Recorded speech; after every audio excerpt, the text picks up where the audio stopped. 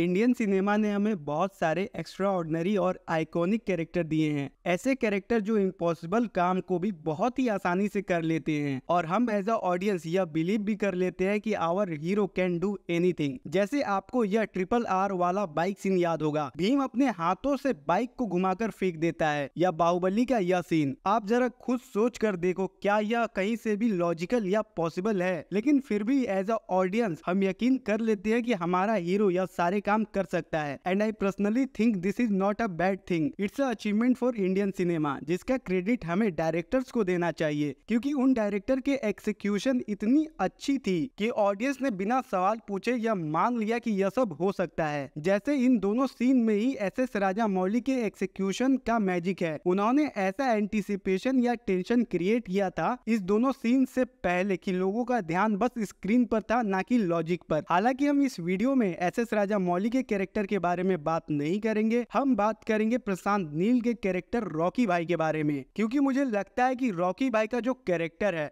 वह कहीं से भी नॉर्मल ह्यूमन नहीं है। ही इज बेसिकली सुपरमैन और सुपर हीरो। शायद ही कोई होगा आप में से जिसने KGF नहीं देखी होगी, लेकिन आप में से कितनों ने यह नोटिस किया है कि हमारे रॉकी भाई को पूरे चैप्टर 1 में किसी ने एक सिंगल पंच तक नहीं मारा है। और हाँ, यह सच है, आप फिर से जाकर देख सकते हो, पूरे चैप्टर 1 में रॉकी भाई को किसी ने सिंगल पंच तक नहीं मारा है। बस एक बार रॉकी हमें लटका हुआ दिखता है मूवी के स्टार्टिंग में, और वह भी उसके प्लान का ही हिस्सा होता है। इसके बाद हमें चैप्टर 2 में अधीरा बस रॉकी को मारते नजर आता है। लेकिन फिर से मैं रॉकी को सुपरमैन या सुपर हीरो ही मानता हूँ, जिसका बहुत ही सिंपल एक्सप्लेनेशन है मेरे पास। आखिर हर सुपर हीरो की कमजोरी होती है, जैसे सुपरमैन की क्रिप्टोनाइट, वैसे ही रॉकी के लिए अधीरा। लेकिन मैं इसके लिए रॉकी को क्रिटिसाइज नहीं कर रहा हूँ कि how can he do super hero stuff without any super power. Again, जैसे कि मैंने पहले ही कहा था कि जो मैजिक है कि बिना सुपर पावर के भी किसी को सुपर हीरो दिखाना,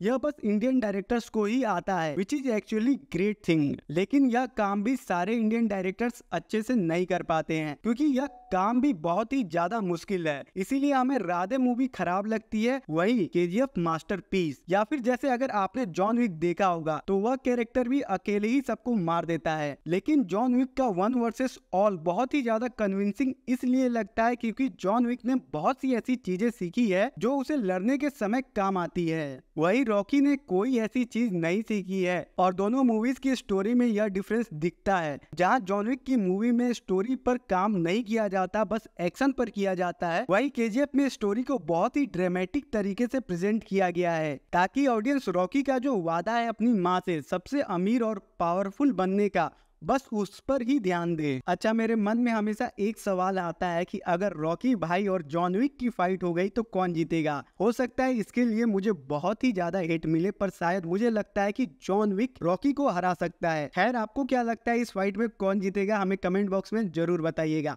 और आपके क्या ओपिनियन है इन सभी टॉपिक पर कि इंडियन सिनेमा के जो हीरोज हैं वो सुपर हीरोज से कम नहीं है? इस बारे में भी हमें कमेंट बॉक्स में जरूर बताइएगा।